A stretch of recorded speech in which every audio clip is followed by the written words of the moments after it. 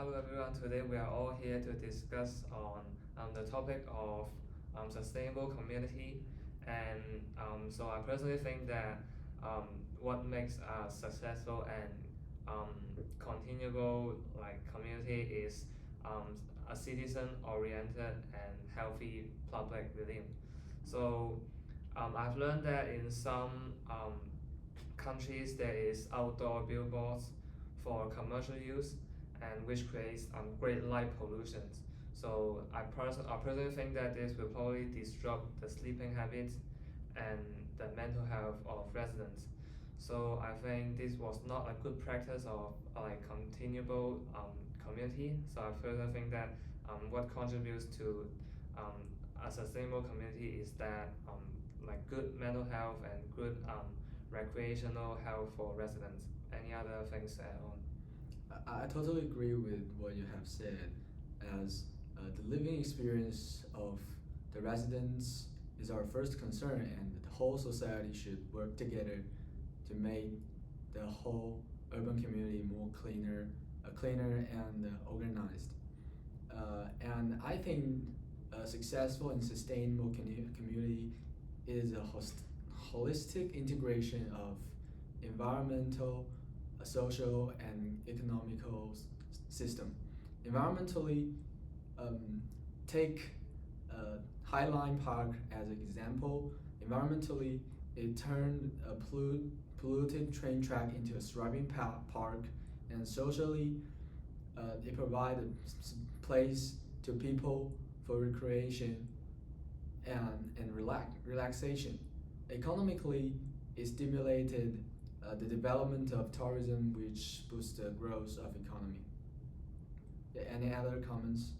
Yeah, I think a great combination of environmental reuse, social recreation, and economic growth is absolutely a key factor to the success of the community, as you have mentioned.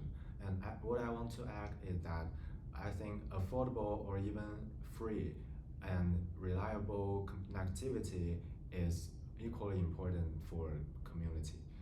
Such as the Estonia has rolled out free Wi-Fi, which covered widely about 97% of the whole country, so that schools also has launched the online classes to get to help people learn more knowledge and get more free resources online, and also some some secure e-services and e-voting for the political reuse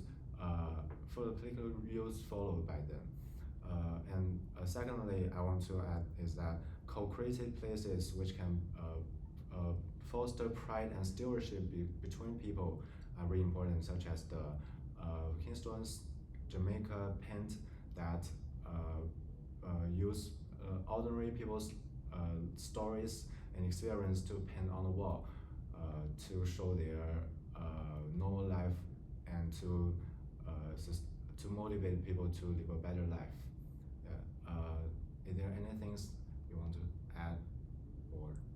I think your point are great, and regarding this issue, I think a successful community should have places where people can relax and connect. For example, like Highline in New York, it is a park rebuilt by an old train track. People can walk around here with their friends and family, communicating with them so that can be closer and increase their well-being. I think it shows community can be both modern and green. And to be sustainable, I think a community should be good for both people and environment. Like Berlin's bike path, it is a great item because it saves spaces and encourage people cycling instead of driving.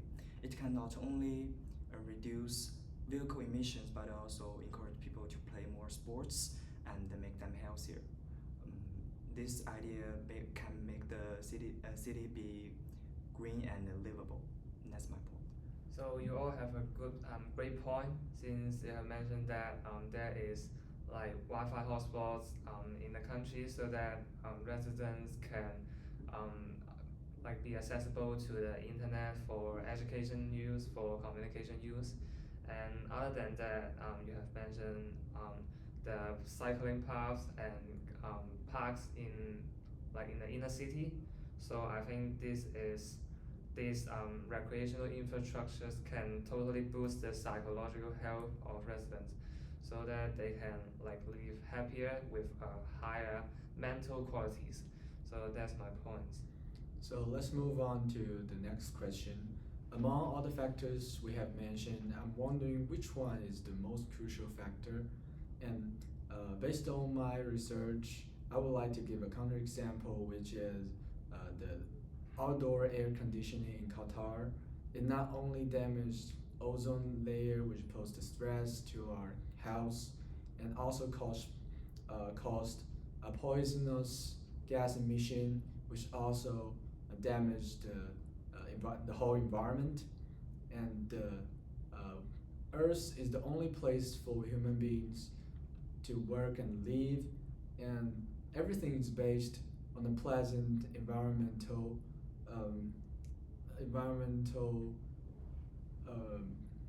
place. Yeah, that's my point. I totally agree with your point. A good environment is vital for human survival, so protect it. And I think people's need and environmental protection are also crucial. For example, like Highland Park, it has adequate and perfect infrastructure, so people want to go there. It's in another word, it satisfies people's need. And in the park, it also have a lot of plants and green spaces, which will protect the environment. So I would like to say another point, another example is quite different from the previous one. It still has outdoor air conditioning. We know that it can make people feel cool when they walk outside in the extremely hot weather, but it will consume a lot of resources and also harmful for the environment. Yeah, that's my point. Like I agree with you that the plants, like the insects and animals, are part of the earth. So like we have the responsibility to protect them. And other than that, I think like the continuity of the society is equally significant. So we should reduce the power waste. I've learned that in some mid-Asia countries they adopt outdoor air conditioning. So like we all know that the power system is now using, like some of them are using unrenewable energy sources such as fossil fuels or burning coals. So this will probably emit a lot of poison particles and greenhouse gas, etc. So I think this was not a good practice for these mid-Asia countries to like cooling down the whole outdoor environment. And so I think we should strike a balance between the living qualities for the residents and also the environment as well. So in order to achieve carbon footprint balance, to like make the whole society to be more continuable in general. Yeah, energy use and economic issues and also cost effectiveness are three key factors we should take into consideration, and we should get a balance between the comfortable environments and avoid energy waste. And what I want to add is that the low carbon mobility is what the whole world is make efforts to achieve. So it's also important for the community to be successful, such as the Clean City Law has removed the 15,000 billboards and 300,000 oversized shop signs among the whole country to reframe streets as a civic space and to reduce the maintenance fees and to save more money for infrastructures that people can use and to share in a daily life. And also the adaptive use of some environmental resources is also important, such as the Highland model that has transformed the waste train railway to a new park that people can have a better free time with their parents, with their family, to chat or do some sports to refresh and relax them. So, any other suggestions? Your point is valid. Since like the government should spend more money to protect the environment. Like apart from environment protection, the resident can also enjoy better sceneries in their living space. So for the challenges, I think it was probably the construction feasibilities. So I've learned that in Germany, they build cycling tracks along the country path. So this probably will require a lot of land and capitals. So like we all know that in Hong Kong, land is expensive, and the government probably would not reconstruct to give way to building cycling tracks.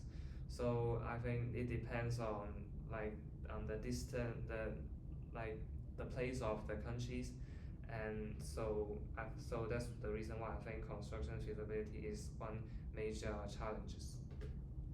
Yeah, definitely.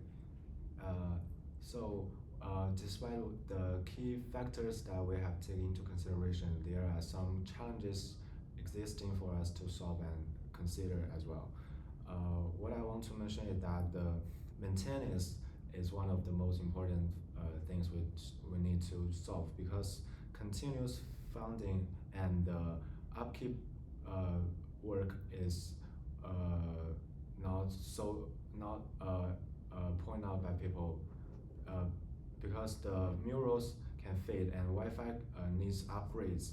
So good initiatives should not only include some initiatives, but also to send more budgets and to do some later work to get the infrastructures new, and to help the Wi-Fi or the murals to keep up with the social needs.